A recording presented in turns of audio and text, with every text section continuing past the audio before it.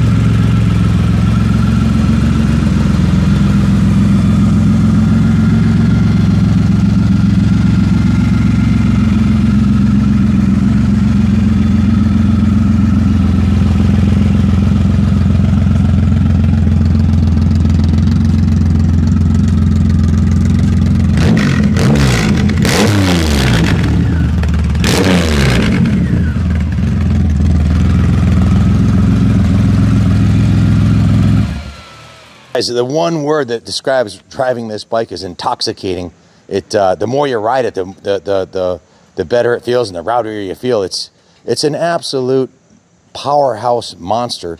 When Triumph came out with this Roadster, they originally, the Rocket 3, they had 3 models now, but this was one that was released a little bit later. Same engine and frame package. They wanted to one-up Honda with their BTX 1800 and Yamaha with their 1900 Warrior, and of course Harley Davidson with their 1550. And they just it's like dropped an atom bomb on them with this 2300. It's a whole new category of motorcycle. 3-cylinder, horizontal 3-cylinder, and massive pistons, about 800 cc's each. And this thing is, it comes from the factory in a milder state of tune. This one has just a stage 1 kit on it. When I say I've owned a motorcycle, I own 300 bikes I'm responsible for here, including the museum bikes and the Gas and Buell and Stark franchise we have here. But when I say I own a bike, I only own like a half a dozen bikes at a time that I can handle, that you know, I have a motocross bike, my touring bike, my cruiser, and I had a Rocket 3. And then I heard about the Carpenter version for fairly reasonable amount of money. You can turn these into a sub 9-second quarter-mile rocket. If you don't believe me, punch in Carpenter Rocket on YouTube, and you'll see the video of one drag racing to 8.99 seconds with a street rear tire on it. This one, that's a stage 3. This one's a stage 1. That gives you about 40 horsepower over stock. All it needed was a tuner and the slip-on exhaust. The tuner's $450. The exhaust is about $1,100, so about $1,600 plus labor to install it. You turn this thing into a fire-breathing dragon because they come with the stock DOT, EPA, whatever mandated exhaust system. So just a phenomenal machine. And the original one looked more like a cruiser. When they came out with this Roadster, you stand back and look at the profile on this thing. This satin black finish with the white racing stripes. It is badass. The inverted forks and massive brakes on this thing, the giant tires. This bike has a brand new, just this year, over $5,000 has been put into the bike this year alone. It's got a brand new set of Metzler Cruise Tech tires, front and rear. Those tires, I have the receipt. I'll go over the receipts with you. It was a grand for the front and rear tire, mounted, balanced, and installed on this motorcycle. The previous owner just had it done before he traded it in on a new gas. So just a phenomenal piece, man. The rear disc brake is massive. The frame is massive. Everything about this bike is massive. I mean, you'll never need a bigger motorcycle. That's for damn sure. And unlike some of the other V8 powered choppers that I've ridden, this thing feels like a proper motorcycle.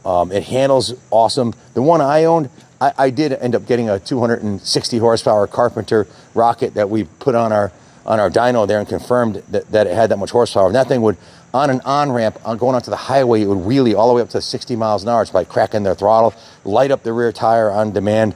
It was gnarly, but this one here, the Stage 1, is much better for actual street riding. The Stage 3 or 4 Carpenter, it gets a little too rowdy for street use. This one is perfect. If you want the ultimate bike to put the wife on the back, it's got the, this has a nice upgrade here. It has the Viking saddlebags. These are like a hard leather bag. It's got the upgraded seat with the passenger backrest. And with this much torque, you got to have a backrest or she'll fly right off the back.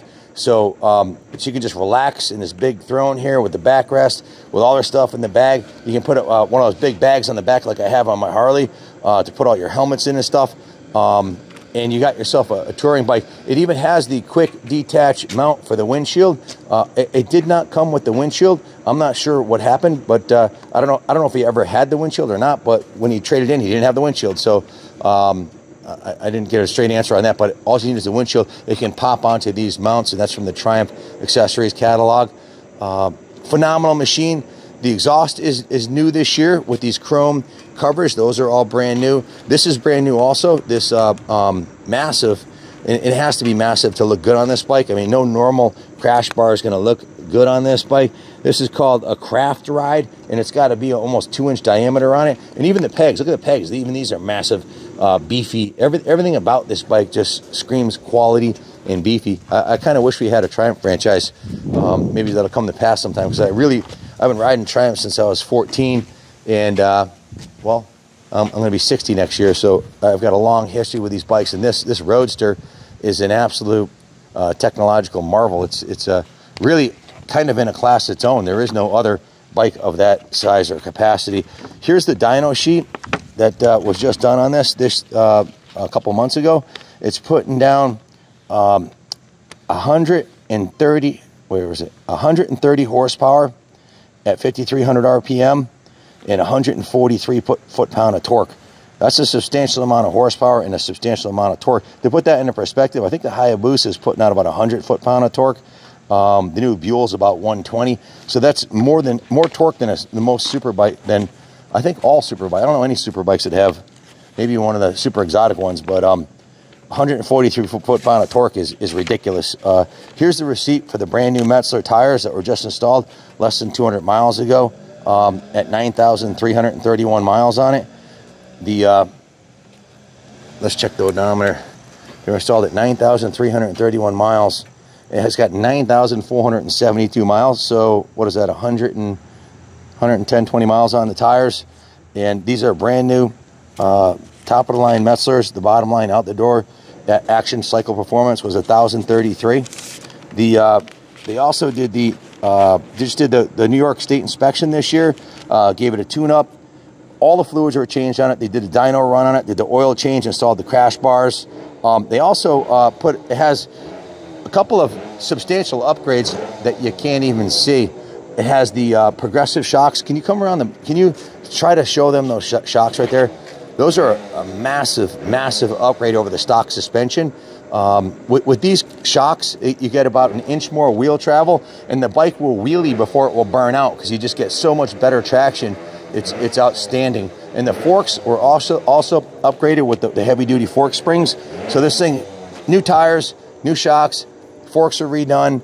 Major tune-up was just done it this year. If you're looking to buy one of these rockets, if I was looking, I would add this one to my collection in a New York second if I didn't buy 3 baggers this year that I'm building and setting up for one of them for bagger racingly. I spent a bundle on the Harleys, so I'm not in a position. But if I was looking for one, I would sell this to my best friend or one of my family members and tell them, you're getting an outstanding motorcycle. All the fluids were changed in the bike, the engine oil, the brake fluid front and rear, and the rear differential lube was changed also. It has a brand new power commander, a brand new Canon air filter. They did the O2 block off kit on it also, which was 165 bucks. Synthetic oil, new oil filter, new rear differential synthetic, and then the chrome exhaust shields and brackets and hardware for the exhaust, and gave it a major detail. So the whole bike was gone over. Pointed out, but the foot pegs were the highway pegs, which are awesome to stretch out on. were added along with the bars new this year, and so weren't these really awesome looking, look like something you see on a Viking bike. The passenger floorboard is going to make the wife a lot more comfortable for sure, rather than on a skinny little peg. So awesome passenger combination, killer comfy. This is like it's set up like a touring bike as far as the comfort, but it looks like a badass roadster. That's why they call it the Roadster. And the fit and finish on this bike is a 10. Cosmetically, it's a 10. Mechanically, it's a 10. It's been gone through. Not only did they do the full service, tires, brakes, all the fluids, and all the accessories, and the Stage 1 kit, and the Viking bags, and the backrest, and everything else, which was all just done this year. That invoice was $2,617 for all the things I just mentioned there. So there's $3,600 in upgrades that were done on the bike this year alone.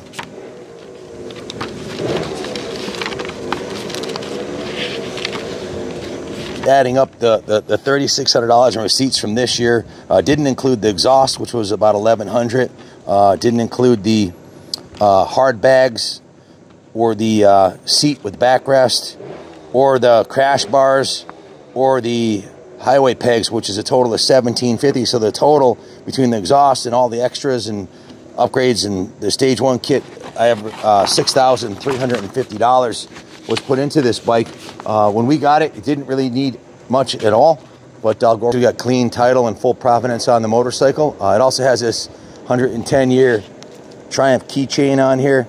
A lot of nice touches, really classy piece, and it certainly is a blast to ride, fun to look at, and your total cost of ownership on this should be very reasonable because it needs nothing at all. And it's like buying a brand new bike. Plus, it just went through the detail shop. It got a full steam clean, hand wash, polished, and full major detailing, 4 hours in the detail shop. So it's like it just rolled off the showroom floor, brand new. And all the work's been done. All the heavy lifting's done. It's only going to go up in value from here. So to replace this bike today with a new one, with these accessories, you drop over 30G easily. These are pretty pricey bikes, but you can buy this one for a fraction of that. So we offer financing in-house, ship anywhere in the country. Give us a call. Junior will hook you up. Thank you for watching, and God bless America.